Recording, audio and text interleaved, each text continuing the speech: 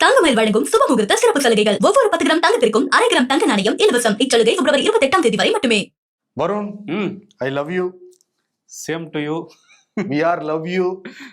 காதலர் தின வாழ்த்துக்கள். காதலன் காதலிக்கு தான் சொல்லணும்னு இல்லை, யார் யார் மேல நம்ம அன்பு செலுத்துறோமோ எல்லாருக்கிட்டையும் நம்ம வந்து சொல்லலாம். நம்ம நேயர்கள் நம்ம கொடுக்குற அந்த அன்பு ஆதரவும் தான் இவ்வளவு தூரம் நம்மளை தொடர்ந்து வந்து ஓட வச்சுக்கிட்டு இருக்கு. ஆமா, நீங்க சொன்ன மாதிரி ஒரு ஆணும் பெண்ணும் பகிர்ந்துக்கிறது மட்டும் இல்ல, ஏன்னா உலகமே ஒரு போர் மேகம் சூழ்ந்திருக்குல்ல. இந்த நேரத்துல இந்த வெறுப்பெல்லாம் தவிர்த்துட்டு அன்பை விதைக்கிறதுக்கான ஒரு நாளா கூட நம்ம இதை கொண்டாடலாம். நிச்சயமா பகைமை உணர்வை அடியோட வந்து அழிச்சிட்டு அன்பு பாசத்தோட வந்து வரும் நாட்கள்ல ஒவ்வொரு நாளும் வந்து காதல் தினமும் நம்ம வந்து கொண்டாடுவோம். கண்டிப்பா. நிகழ்ச்சிக்குள்ள போலாம். Welcome to the imperfect show. நான் உங்கள் அன்பன் சிபி சக்கரவர்த்தி. நான் உங்கள் வருண். ஓகே, ஷோக்குள்ள போயிடலாம். Welcome to the imperfect show. Lovers டேல கூடவாயா அரசியலை பூத்துங்கிற மாதிரி இருக்கு. இந்த போட்டோ கார்ட்ஸ் எல்லாம் பாக்குறப்ப உலகத்திலேயே சக்தி வாய்ந்த தலைமை இடம் அப்படின்னா வந்து என்ன சொல்லுவாங்கன்னா வெள்ளை மலை தான் குறிப்பிடுவாங்க. அங்கிருந்து சில போட்டோ கார்ட்ஸ் வந்து வெளியாயிருக்கு இன்னைக்கு. வெள்ளை மலை யாரையெல்லாம் லவ் பண்ணுது அப்படிங்கிற மாதிரி அந்த போட்டோ கார்ட்ஸ். அது பாக்குறப்ப அது லவ் பண்ற மாதிரி தெரியல, மிரட்டுற மாதிரி இருக்கு. என்ன பண்ணிருக்காங்க அப்படி? வெனிசுலாவோட அதிபர் மதுரோ நிக்கோலஸ் அவர் வச்சு ஒரு போட்டோ கார்டு. அதே மாதிரி கிரீன்லாண்டுக்கு மேல ஒரு ஆர்டினரை விட்டுருக்காரு ட்ரம்ப், இதை நாங்க லவ் பண்றோம் எங்களுக்கு வேணும் அப்படின்னு. சரி, அவரு அந்த மதுரோ வந்து வெளியே விட போறாங்களா? லவ் பண்ணலாம் தூக்கிட்டு வந்துட்டாங்க போல தெரியுது. அதுவும் வந்து லவ்ங்கிறது பரஸ்பரமா 2 பேருக்குள்ள இருக்கணும். பட் ட்ரம்ப் மட்டும் தான் கிரீன்லாண்ட் வந்து லவ் பண்றாரு, பட் அவங்களுக்கு வேணாம் அப்படிங்கிறாங்க. பட் ஒன் சைடாவது லவ் பண்ணி அதை தூக்கிடுவேங்கிறாரு ட்ரம்ப். அது குறியீடா இருந்தது. வெள்ளைங்கிறதே பீஸ்க்கான ஒரு அடையாளம் தான் வெள்ளை. பட் வெள்ளை மாளிகையில இருந்து தொடர்ச்சியா ஒண்ணு டாரிஃப்ல வன்முறை பண்றாரு, இல்லைன்னா உள்ளே போய் இறங்கிறாரு ஒரு நாட்டுக்குள்ளேயே. ஓகே, இப்ப வெள்ளை மாளிகை தொடங்கி வச்ச அந்த போட்டோ கார்ட்ஸ் என்னென்ன நாடுகள்லாம் பின்பற்ற போறாங்கன்னு தெரியல வரும் நாட்கள்ல பாப்போம். சேலத்துல பேசுறப்ப விஜய், நான் சொந்தமா ஆரம்பிச்ச கட்சியில நான் நிக்கிறேன், மத்தவங்க எல்லாம் சொந்தமா ஆரம்பிச்ச கட்சியில நிக்கிறாங்க, வேற ஒருத்தர் கட்சி ஆரம்பிச்சாங்க அதுல இருந்து அவங்க தொடர்றாங்க, என்னை மாதிரி சொந்தமா கட்சி ஆரம்பிச்சு நிக்க முடியுமான கேள்வி எழுப்பியிருந்தாரு. அதுக்குன்னு எடப்பாடி பழனிசாமி ஸ்டாலின் வந்து நாங்க தலைமையை வந்துட்டோம், அதனால வந்து திமுக வேற திமுக மாத்தியா நிக்க முடியும். ஆமா, அதுலயே வந்து திமுக எல்லாம் என்ன சொல்றாங்கன்னா 3 கொள்கை தலைவர்களே காங்கிரஸ்ல இருந்து தானே உருவி இருக்கீங்க, உங்க கட்சியில வேற கட்சி ஆட்களை தானே கொண்டு வந்து வச்சிருக்கீங்கன்னு கேள்வி கேட்கறாங்க. அதுலயும் பேசுறப்ப அண்ணா எம்ஜிஆர் ஜெயலலிதாவை மறந்தவங்க நம்ம வந்து அனுபவம் இல்லைன்னு வந்து சொல்றாங்கன்னு அதிமுக மறைமுகம் வந்து திட்டிருந்தாப்புல. இப்ப அதிமுக இவ்வளவு நாளா 2 வருஷமா தாவேக்காவை பேசாம இருந்தாங்க. குறிப்பா விஜய் வந்து எடப்பாடி பழனிசாமி உத்தரவு போட்டிருந்தாரு. ஜெயக்குமார் பல பேர் பிரஸ் மீட் கொடுக்குறப்ப கூட வரட்டும் புதியவர் வந்து என்ன தப்புலாம் பேசினாங்க. புதியவர் நம்ம பக்கம் வருவாருன்னு நினைச்சாங்க, அவர் வேற பக்கம் போனோடனே ஆரம்பிச்சிட்டாங்க. இப்ப வந்து எடப்பாடி பழனிசாமி விமர்சனம் பண்ணது போக அதிமுக ராயப்பேட்டை அலுவலகத்திலிருந்து அறிக்கையெல்லாம் வருது விஜய் திட்டத்துக்காக. அதுல என்ன கேட்டிருக்காங்கன்னா, நீங்க தனியா வந்தீங்க, பனையூர் பண்ணையார் அங்கிள், அப்பாவால தானே சினிமாக்குள்ள வந்தீங்க, எடப்பாடிக்கு அங்கிள் அவரு. சரி, ஓகே. அதே மாதிரி சினிமாவிலேயே வந்து சூப்பர் ஸ்டார் ரஜினிகாந்த் புரட்சி கலைஞரை பார்த்து தானே காப்பி பேஸ்ட் பண்ணீங்க அப்படின்னு. ஆக்சுவலி சூப்பர் ஸ்டார் அரசியலுக்கே வரல, விஜயகாந்த் கூட வந்தாரு, இல்ல சினிமால சொல்றாங்கன்னு நினைக்கிறேன். அதே மாதிரி அடுத்த கட்சி வரலாற்றோட லெகசியை வந்து திருடி காப்பி பேஸ்ட் வந்து நீங்க வந்து பண்ணிக்கிட்டீங்க, அடுத்தவர் குதிரையில சவாரி செய்யற நீங்கள் எப்படி ஒரிஜினல் வந்து ஆவீங்க, திமுக எல்லாத்தையும் out of control Edappadi Palaniswami சொன்னாரு, அதையே வந்து காப்பி பேஸ்ட் தான் அடிச்சுக்கிட்டு இருக்கீங்க, ஆக்ஷன் சொன்னோடனே நீங்க வந்து பேசுறீங்க, சுயமா பேப்பர்ல எழுதி கொடுக்காம உங்களால பேச முடியுமா, தில்லு இருக்கா, பேட்டி கொடுக்க முடியுமா, நிறைய கேள்வி கேட்டு இருந்தாங்க அந்த அறிக்கையில. ஓகே, அதான் அதிமுக பயங்கர கோபமா இருக்காங்க விஜய் மேல. அதுலயும் கொங்குல வந்து பவர் சென்டரா இருக்காரு எஸ்பி வேலுமணி, அவருமே வந்து அந்த கோவை பகுதியிலலாம், கோவையிலையுமே கொஞ்சம் கிரவுண்டு பேஸ் எல்லாம் பார்க்கும்போது நம்ம வாக்குகள் பறிபோகும் தாவேக்கா கிட்டங்கிற மாதிரி சில ரிப்போர்ட்ஸ் எல்லாம் கிடைச்சிருக்கு போல. அதனால அவருமே கடுமையா விமர்சிக்க ஆரம்பிச்சிருக்காரு. என்ன சொல்றாங்க அப்படின்னா, அவர் என்ன சொல்றாருன்னா, விஜய் என்னோட நண்பர் தான், ஆனா அவர் பண்றதெல்லாம் சரியில்லை, இந்த மாதிரி கரூர்ல 41 பேர் உயிரிழந்தாங்க, அப்ப போனவர் தான் இப்போ வரையும் திரும்ப கரூர் பக்கமே அவர் வரல, சினிமா மாதிரி அரசியல் அணுகிறாரு, சினிமா வேற அரசியல் வேறன்னு அவருக்கு கிளாஸ் எடுத்திருந்தாரு. தமிழ்நாடு பாஜக தலைவர் நயினார் நாகேந்திரன் விஜய் விமர்சனம் பண்ணி பேசியிருக்காரு. அதுல என்னன்னா சில தரக்குறைவுகளா பேசியிருக்காருங்கிறது தான் இப்ப சர்ச்சையா மாறி இருக்கு. இது வரைக்கும் எந்த எலெக்ஷன் நின்னது கிடையாது, ஒரு கவுன்சிலர் கூட வந்து ஜெயிச்சது கிடையாது நீங்க, ஆனா வந்து எங்களை நீங்க விமர்சனம் பண்றீங்களா, உங்களுக்கு என்ன தகுதி இருக்குன்னு சொல்லிட்டு ஒரு நடிகை பேரை குறிப்பிட்டு வந்து பேசுறாரு. ரொம்ப வந்து அருவருக்கத்தக்கதா அந்த பேச்சு வந்து இருந்தது. ஏன்னா அரசியல்ல நேரடியா இருக்கிறவங்க விமர்சனம் பண்ணலாம், அரசியல் இல்லாதவங்கள மறைமுகமா வந்து சில விமர்சனம் மட்டும் ஏத்துக்க முடியாது, பட் நேரடியா பேரை சொல்லி ஏத்துக்க முடியாதுல்ல. இப்ப நிறைய தலைவர்கள் வந்து இப்படிலாம் பேசுறது நல்லது இல்லைன்னு சொல்லி கண்டனம் வந்து தெரிவிச்சிட்டு இருக்காங்க. குறிப்பா தமிழச்சி தங்கப்பாண்டியன் இதெல்லாம் வந்து அழகே கிடையாது அரசியல்ல அப்படிங்கிறாரு. நாஞ்சில் சம்பத் ஒரு கண்ணியத்தை வந்து காப்பாற்றணும் அரசியல்ல, இப்படிலாம் அநாகரிகமா பேசக்கூடாதுன்னு சொல்றாரு. ஆமா. ஏன்னா வந்து காலங்காலமா வந்து பெண்களை இழிவுபடுத்துறது சில பேர் நார்மலைஸ் பண்ணி வச்சிருக்காங்க. குறிப்பா நடிகைகள் தான் இன்னும் ஈஸி டார்கெட்டா மாத்தி வச்சிருக்காங்க. அதுல இருந்து இப்போ உலகம் வந்து மாறிக்கிட்டு இருக்கு. பெண்களை வெளியில பொது வெளியில இந்த மாதிரி அசிங்கமா பேசுறது வந்து ரொம்ப கேவலமான ஒரு விஷயம்னு உணர்ந்துகிட்டு இருக்கிற ஒரு நேரத்துல ஒரு உலகத்திலே பெரிய கட்சின்னு சொல்லிக்கிறாங்க. நாட்டையே ஆள்ற தேசிய கட்சியோட மாநில தலைவரா இருக்கிறவரு இப்படி பேசினார்னா நம்ம என்ன சொல்றது? அவர் வந்து யாருங்கிறத காட்டுது. அதுக்கு கண்டனங்களும் வந்துகிட்டு இருக்கு. திமுகல கனிமொழி NVN சோமு அவங்க வந்து என்ன சொல்லியிருக்காங்கன்னா, ஒரு அரசியலுக்கு சம்மந்தம் இல்லாத ஒரு பெண்ணை இந்த மாதிரி பேசுறதே ரொம்ப இழிவான செயல் அப்படின்னு சொல்றாங்க. அதே மாதிரி அதுக்கு பாஜக பெண் நிர்வாகிகள் அமைதியா இருக்கிறது ஒரு அநீதி அப்படின்னும் சொல்லியிருக்காங்க. டிடிவி தினகரன் கூட்டணியில தான் இருக்காரு. பொதுவா அவர் அப்படி பேசுற ஆள் கிடையாது. ஆனா நான் அந்த வீடியோலாம் பார்க்கல. இருந்தா கூட அப்படி பேசுறது, விமர்சனம் இந்த மாதிரி தனிப்பட்ட முறையிலலாம் வைக்கிறது ஆரோக்கியமா இருக்காது அப்படின்னு அவர் சொல்றாரு. செங்கோட்டையன் கிட்ட இந்த கேள்வியை கேட்டாங்க. இவரெல்லாம் நயினார் நாகேந்திரன்லாம் ஒரு ஆளே கிடையாது, அவர் இருக்கிற கட்சி ஒரு கட்சியே கிடையாதுன்னு சொல்லிட்டு கடந்து போயிருக்காரு. நேத்து திமுக கவர்மெண்ட் கலைஞர் மகளிர் உரிமை தொகை 5000 போட்டிருந்தாங்க. பிப்ரவரி, மார்ச், ஏப்ரல். அப்புறம் கோடைக்கால சிறப்பு தொகையாக ஒரு 2000 5000 போட்டிருந்தாங்க. ஆமா. இதை வந்து ரொம்ப ஒரு பக்காவான பிளான் பண்ணி தான் இம்ப்ளிமெண்ட் வந்து பண்ணியிருக்காங்களாம். எப்பயுமே அந்த துறை சார்ந்த அதிகாரிகளை கூப்பிட்டு பேச்சுவார்த்தை நடத்தி எவ்வளோ அமௌண்ட் இருக்கு, எப்போ நம்ம போடலாம் அப்படின்லாம் ஆலோசனைலாம் பண்ணுவாங்களாம். பட் என்னன்னா இதுக்கு முன்னாடி இந்த அவங்க அறிக்கையில வந்து 2000 கொடுக்க போறதா இருக்கான். அதை ஆல்ரெடி டிஸ்கஸ் பண்ணாங்களாம் அவங்களோட நிதியமைச்சக கூட்டத்துல. ஓகே. அதை பண்றப்ப என்ன பண்றாங்கன்னா, எடப்பாடி பழனிசாமி யாரோ சொல்லிட்டாங்க, ஸ்லீப்பர் சொல்ல உள்ள இருந்தாங்க. அது தெரிஞ்சுதான் எடப்பாடி பழனிசாமி எப்பயும் அறிக்கைன்னு வரப்ப ஒவ்வொன்றா சொல்ல மாட்டாங்க, மொத்தமா வந்து சொல்லுவாங்க. அதை தெரிஞ்சுட்டு எடப்பாடி பழனிசாமி நாங்கள் 2000 கொடுப்போம்னு முன்னாடியே சொல்லிட்டாரு. அதனால இந்த மாதிரி தகவல்லாம் வெளியில போகக்கூடாதுங்கிறதுக்காக ரொம்ப க்ளோஸ்டு சர்க்கிள்ல முதலமைச்சர், அப்புறம் நிதியமைச்சர், இன்னும் சில பேர் மட்டுமே இன்வால்வ் பண்ணி சுமார் 1,31,00,000 பெண்களுக்கு அக்கௌண்ட்டை கொடுக்குறாங்கல்ல, அதுக்கு மட்டுமே சுமார் 6500 கோடி ஒதுக்கீடு செய்யப்பட்டு முதல்ல எல்லாருக்கும் பணம் போயிடணும், அதற்கு பிறகுதான் நியூஸ் வெளியே போகணுங்கிறதெல்லாம் டிசைட் பண்ணிருக்காங்க. இந்த வீடியோ ஷூட் வந்து 2 நாளைக்கு முன்னாடியே பண்ணிருக்காங்க.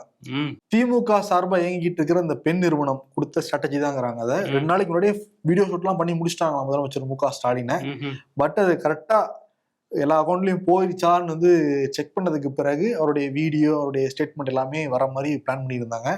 இது ரொம்ப ரொம்ப ஒரு 10 பேர் 20 பேருக்குள்ள எடுக்கப்பட்ட ஒரு முடிவுன்னு சொல்றாங்க. ஆமா. அதுல வந்து ஒரு பக்கம் வந்து டிவிகேக்கு பெண் வாக்குகள் பெரியுமா அப்படிங்கிறது, அதே மாதிரி பாரம்பரியமா ரெட்டலைக்கே வாக்கு போட்ட கிராமப்புற ஏரியாக்கள்ல உள்ள பெண்கள் இவங்களெல்லாம் நம்ம வாக்கு வங்கியா மாத்திக்கணும் அப்படிங்கிறதுக்காக தான் இந்த திட்டம்லாம் போட்டிருக்கதா சொல்றாங்க.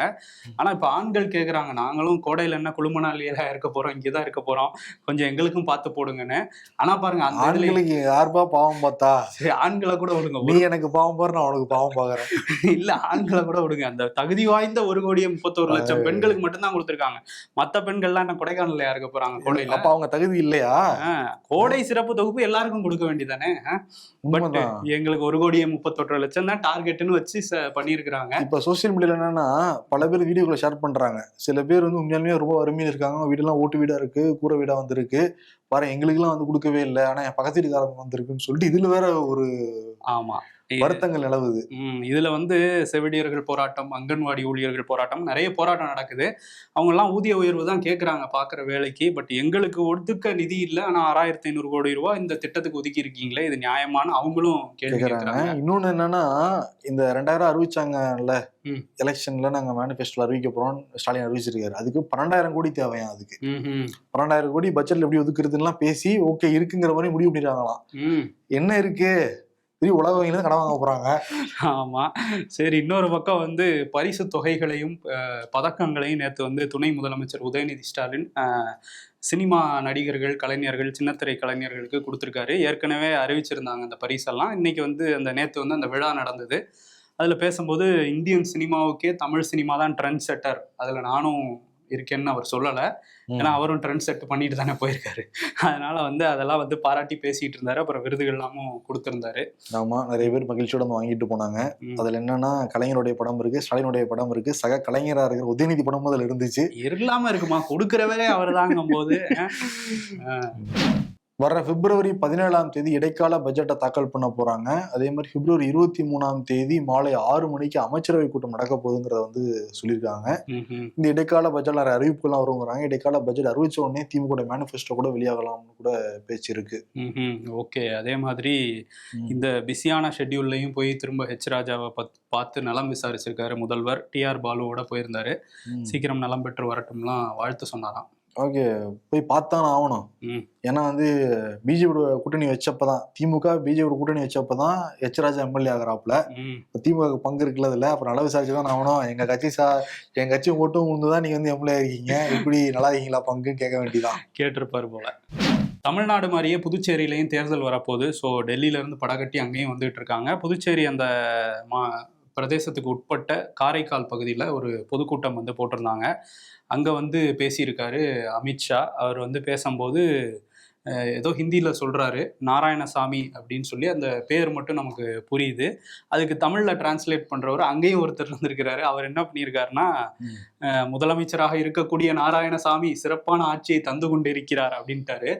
கீழே இருந்து எல்லாரும் ரங்கசாமி ரங்கசாமின்னு கத்துனோடனே அமித்ஷாக்கே அது புரிஞ்சு அரே அரே வேறயா அப்படின்னு சொன்னோடனே அவர் வந்து என்ன சொல்றாருன்னா, அப்படின்னு சொல்லி மாற்றி சொல்லியிருக்காங்க. என்னன்னா, இதுக்கு முன்னாடி ரங்கசாமிக்கு முன்னாடி முதலமைச்சராக இருந்த நாராயணசாமி வந்து மோசமான ஆட்சியை கொடுத்துட்டு இருந்தாரு, இப்போ நாங்கள் சிறப்பான ஆட்சியை கொடுத்துட்டு இருக்கோம் அப்படின்னு சொல்லியிருக்காரு. அதைத்தான் அந்த டிரான்ஸ்லேட்டர்னாலே பிரச்சனை தான் போல பிஜேபிக்கு. சரி, அதே மாதிரி வந்து என்ன சொல்லியிருக்காருன்னா, போன தேர்தலில் 44% ஓட்டு வந்து எங்களுக்கு என்டிஏக்கு கிடைச்சிது, இப்போ 60% கிடைக்கும், 24 தொகுதிகளில் ஜெயிச்சு திரும்பியும் நாங்கள் தான் ஆட்சிக்கு வருவோம் அப்படின்னு சொல்லியிருக்காரு. இன்னொரு விஷயம் என்னன்னா, அந்த இந்திய பாதுகாப்புத்துறையோட ஒரு பிளாக் டே அப்படின்னே சொல்லலாம். அந்த புல்வாமா தாக்குதல் நடந்த தினம் தான் இன்னைக்கு. அதையும் நினைவு கூர்ந்து அங்கே வந்து பேசியிருந்தாரு. பேசினவர் விமர்சனம் வைக்கிறாரு காங்கிரஸ் மேல. காங்கிரஸ்ல தினந்தோறும் நடந்துகிட்டு இருந்துச்சு இந்த மாதிரி தாக்குதல் அப்படின்னு சொல்லியிருக்காரு. நடக்காம இல்லை, அதுலேயும் ஒரு பிளாக் மார்க்கா இந்த தாஜ் அட்டாக்லாம் இருக்கு. பட் அவங்க பிரச்சாரம் போற இடத்துல எல்லாம் வந்து இதை வந்து கையில் எடுக்கிறாங்கங்கிறது விமர்சனம் ஆகுது. பார்த்தோம், வாஜ்பாய் கவர்மெண்ட்ல இந்த கந்தஹார் ஃப்ளைட் ஹைஜாக் இவங்க இதில் தான் நடந்துச்சு. 2001 பார்லிமெண்ட் அட்டாக் நடந்தது. புல்வாமா, பஹல்காம்னு நிறைய அட்டாக் நடந்துருச்சு. பட் இதை பிரச்சாரத்துக்கு மட்டும் யூஸ் பண்ணிக்கிறாங்கங்கிறது விமர்சனமாகவும் மாறி இருக்கு. ஓகே, இன்னொரு பக்கம் என்னன்னா, பட்ஜெட் முதல் கட்ட கூட்டத்தொடர் நிறைவடைஞ்சிருக்கு நேத்தோட. அடுத்து வந்து மார்ச் 9 ஏப்ரல் 2 வரைக்கும் நடக்க போகுது. எப்படி நாடாளுமன்றம் நடக்கிறப்ப எலெக்ஷன் வந்து வைக்க மாட்டாங்க. அப்போ ஏப்ரல் 2க்கு மேலதான் எலெக்ஷன் இருக்குங்கிறத வந்து சொல்றாங்க. மேபி தமிழ்நாட்டுக்கு first face April 2nd week இல்லை 3rd வீக்ல வரும்னு வந்து சொல்றாங்க. ரிசல்ட் அனௌன்ஸ்மெண்ட் மே 1st வீக். பிஎல் சந்தோஷம் கேட்டா டேட்டை சொல்லிட்டு போறாரு பாஜக தலைவர் இருக்குன்னு வந்து சொல்றாங்க. சரி, இந்த பட்ஜெட் கூட்டத்தொடர் முதல் அமர்வு வந்து ரொம்ப சிறப்பாக நடந்ததுன்னு வந்து சொல்ல முடியாது நம்மளால. நிறைய விஷயங்கள் வந்து நடந்திருக்கு. அந்த 4 ஸ்டார் ஆஃப் டெஸ்டினிங்கிற புத்தகத்தை வச்சு ராகுல் காந்தி பல விஷயங்கள் வந்து கேட்டாரு. பட் அவங்க வந்து பேசவே விடல. எப்ஸ்டீன் ஃபைல்ஸை பற்றியும் பேச விடல. ஆமா, இன்னொன்று வந்து என்னன்னா, 8 எம்பிக்களை சஸ்பெண்ட் பண்ணாங்க. அதுல தமிழ்நாட்டை சேர்ந்த மாணிக்கம் தகூர், சு வெங்கடேசன் அவங்க எல்லாமே அவங்க இடைக்கால சஸ்பெண்ட் வந்து செய்யப்பட்டாங்க. அதே மாதிரி மோடியை தாக்க வந்தாங்கன்னு சொல்லிட்டு ஜோதிமணி, சுதா மேலாம் புகார் சொன்னாப்புல சபாநாயகருக்கு எதிராகவே வந்து தீர்மானம் கொண்டு வந்துருக்காங்க. அவங்களும் சும்மா இல்லை, ராகுல் காந்திக்கு எதிராக அவங்க தீர்மானம் வந்து கொண்டு வந்துருக்காங்க. இப்ப அடுத்த அமர்வுல இதெல்லாம் நம்ம வந்து பார்க்கலாம். ஒரு ஆக்டிவா என்ன நடந்துச்சுன்னா, நிர்மலா சீதாராமன் பட்ஜெட் தாக்கல் பண்ணது. ஆமா, அது யாருக்கு ப்ரொடக்டிவா மக்களுக்கும் அதுல ஒன்றும் இல்லைங்கிறது எதிர்கட்சிகள் வைக்கிற குற்றச்சாட்டு. பட் ஒரு ஹை டிராமா மாதிரி தான் இந்த செஷன் வந்து முடிஞ்சிருக்கு. இன்னொரு பக்கம் வந்து பிரதமர் மோடி, நான் சேவை செஞ்சே தீர்வேங்கிறது தான் அவர் சின்ன வயசுல எடுத்துக்கிட்ட சபதம். டீ செஞ்சு கூட சேவையை செஞ்சாரு. அப்புறம் வந்து மக்கள் பணிக்கு வந்தார். டீ வித்தது, டிகிரி வாங்கினது எல்லாமே ஒரு சேவை தான் நாட்டுக்கு. அதுல வந்து என்ன பண்ணியிருக்காரு, டிகிரி வாங்கினாலும் அப்படி சேவை வரும், அது அவருக்கான சேவை தான். அவர் வந்து என்டையர் இந்தியாவிலேயே என்டையர் பொலிட்டிக்கல் சயின்ஸை படிச்சது அவர் மட்டும் தானே. ஸோ அதுவே ஒரு சேவை தான். இதெல்லாம் பொலிட்டிஷியனாக வந்திருப்பாரான்னு நமக்கு தெரியல, டவுட் தான். ஆமாம், அந்த சேவா தீர்த்துன்னு ஒரு பேர் வச்சு ஒரு புதிய பிரதமர் அலுவலகத்தை வந்து திறந்திருக்காங்க. அதை தீர்த்து வந்துருவாங்களா மனு கொடுத்தா? அது இல்லை, அது ஒரு புண்ணிய ஸ்தலம், ஒரு தீர்த்த ஸ்தலம் மாதிரி. அது வந்து சேவை பண்ணுறதுக்கான ஒரு ஸ்தலம்னு சொல்லி பேர் வச்சிருக்காங்க. என்னப்பா தீர்த்த ஸ்தலம்னு வச்சுக்கிட்டு தீர்த்தவங்களும் இல்லைன்னா எப்படிப்பா? அங்கிருந்தானே உங்களுக்கு எல்லா நிதியும் இனிமேல் வரப்போகுது. இந்த கல்வி நிதி வந்தது அந்த மாதிரி இல்லை, வரும் நிதி. சரி, அது வந்து அங்கே அமைச்சரவை செயலகம் எல்லாமே உள்ள ஒரு காம்ப்ளெக்ஸ் தான் இந்த சேவா தீர்த். அதை தொடங்கி வச்சு நாட்டு மக்கள் கிட்ட அதை வந்து ஒரு பெரிய விஷயம் அப்படிலாம் பேசினவர் 4 முக்கியமான கோப்புகளில் கையெழுத்து போட்டிருக்காரு. என்னன்னா இப்போ ஒரு ஆக்சிடென்ட் ஆயிடுச்சு அப்படின்னா உங்களுக்கு இம்மீடியட்டாக வந்து 1.5 லட்சம் வரையும் ஃப்ரீயாகவே ட்ரீட்மெண்ட் கொடுக்கணுங்கிற ஒரு முக்கியமான ஒரு ஃபைலில் வந்து சைன் பண்ணியிருக்காரு. இன்னொன்று பெண்களை லட்சாதிபதி ஆக்குறேன்னு ஒரு ஸ்கீம் கொண்டு வந்தாங்க. அது 3 கோடி அப்படி 3 கோடி பெண்கள் டார்கெட் வச்சுருந்தாங்க. 6 கோடியை உயர்த்தி ஒரு கையெழுத்து. அக்ரிகல்ச்சர் ஃபண்ட்ஸை வந்து இன்ஃப்ராஸ்ட்ரக்சர் ஃபண்ட்ஸை டபுள் ஆக்கியிருக்காரு.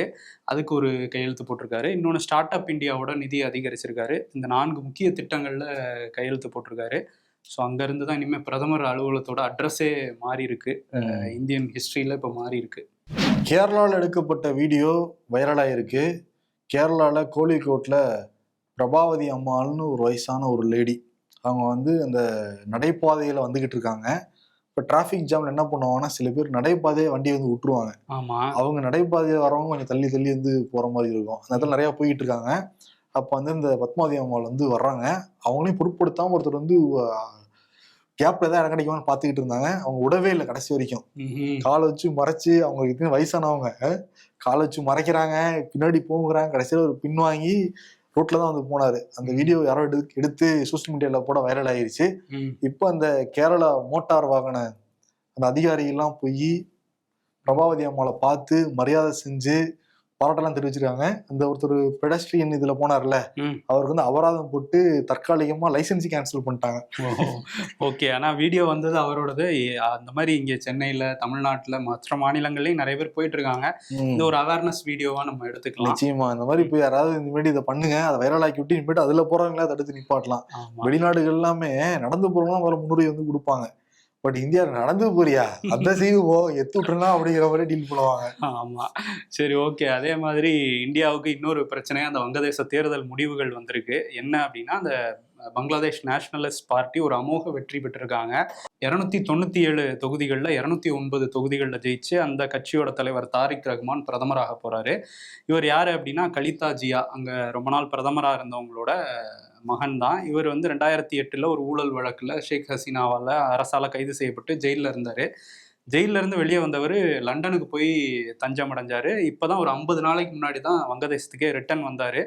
வந்தோடனே இப்போ ஆட்சியை பிடிச்சிருக்காரு. இவங்க அம்மாவும் சரி இவரும் சரி பாகிஸ்தானோட ரொம்ப சார்பு நிலையில் இருக்கிறவங்க அப்படிங்கிறது தான் விஷயம். அதுவும் இவர் லண்டனில் இருந்த போதே ஐஎஸ்ஐ, பாகிஸ்தானோட இன்டெலிஜென்ஸ் சர்வீஸ் ஏஜென்சியோட ஆட்கள்லாம் பார்த்து பேசியிருக்காரு. அவங்க தான் ஷேக் ஹசீனாவுக்கு எதிராக ஒரு கலவரத்தையே தூண்டி விட்டாங்கங்கிற குற்றச்சாட்டுலாம் இருக்குது. ஷேக் ஹசீனா இருந்தவரையும் இந்தியாவுக்கு ஆதரவாக இருந்தாங்க. இப்போ புதிய கவர்மெண்ட் வந்திருக்கிறதுனால இதை எப்படி இந்தியா எடுத்துகிட்டு போக போகிறாங்க அப்படிங்கிறத பார்க்கணும். ஏன்னா பிரதமர் மோடி வந்து வாழ்த்து தெரிவிச்சிருக்காரு. தாரிக் ரஹ்மானும் பதிலுக்கு வந்து பிரதமர் மோடியோட சேர்ந்து ஒர்க் பண்ண ஆவலாக இருக்கேன், ரொம்ப நன்றின்னு தான் சொல்லியிருக்காரு. ஸோ ஒரு முக்கியமான கட்டம் தான். இந்த வடகிழக்குல ஒரு அமைதி இருக்கணும் அப்படின்னா வங்கதேசத்தோட ஒரு நல்ல உறவு இருக்கணும். பார்ப்போம் வெளியுறவுத்துறை என்ன பண்றாங்க. இதுவரை எப்படி இருந்திருக்கு அதேதான்.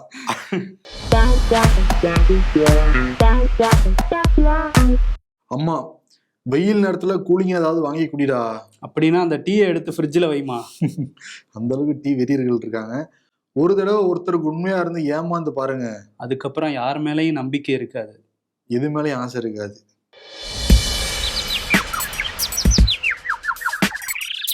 மகளிர் உரிமை தொகை பெற தகுதியில்லாத அந்த 1 கோடி ரேஷன் கார்டு பயனாளர்களுக்கும் கோடை சிறப்பு தொகுப்பு வாங்கும் தகுதி இல்லையா? அவங்களுக்கு கோடை இல்லையா? அவங்க மண்டை மேல வெயில் அடிக்காதா? அவங்க என்ன அண்டார்டிகாவிலையா இருக்காங்க? ஊழலின் குறியீடு திமுக, தமிழக பாஜக தேர்தல் இணை பொறுப்பாளர் சுதாகர் ரெட்டி. சொத்து குவிப்பு வழக்கில் சிக்கிய அதிமுக எதன் குறியீடு ஜி? அரசியல்ல இதெல்லாம் சாதாரணமாப்பா. இன்னைக்கு விருது செலக்ட் பண்றது ரொம்ப கடினமா தான் இருந்துச்சு. அந்த அளவுக்கு யாரும் வந்து முண்டி அடிச்சுட்டு இன்னைக்கு அவார்டு வாங்குறதுக்கு வரல. அதனால அமித்ஷாக்கு வந்து கொடுத்துருவோம். ஆக்சுவலி அமித்ஷாவோட டிரான்ஸ்லேட்டர் தான் கொடுக்கணும். பட் டிரான்ஸ்லேட்டரை சூஸ் பண்ணது அமித்ஷா தானே, அதனால அவர் கொடுத்துடலாம். ரங்கசாமியா நாராயணசாமியா? பாவம் அவரே கன்ஃபியூஸ் ஆயிட்டாரு. அந்த விருது கொடுத்துடலாம். தமிழ்நாடு மக்கள் கன்ஃபியூஷன்ல இல்லை, அவங்க தெளிவாக இருக்காங்க யாருக்கு ஓட்டு போடணும் அப்படிங்கிறத. நாட்களை பார்க்க தான் வந்து போறோம். ஓகே, நன்றி. உங்கள் அபிமான தங்கமயிலில் சர்வ லட்சணம் நிறைந்த சுபமுகூர்த்த கலெக்ஷன்களின் அணிவகுப்பு. நீங்கள் வாங்கும் ஒவ்வொரு 10 கிராம் தங்கத்திற்கும் 1/2 கிராம் தங்க நாணயம் இலவசம். இச்சலுகை பிப்ரவரி 28 வரை மட்டுமே. தங்கம் வாங்க தங்கமயிலுக்கு வாங்க.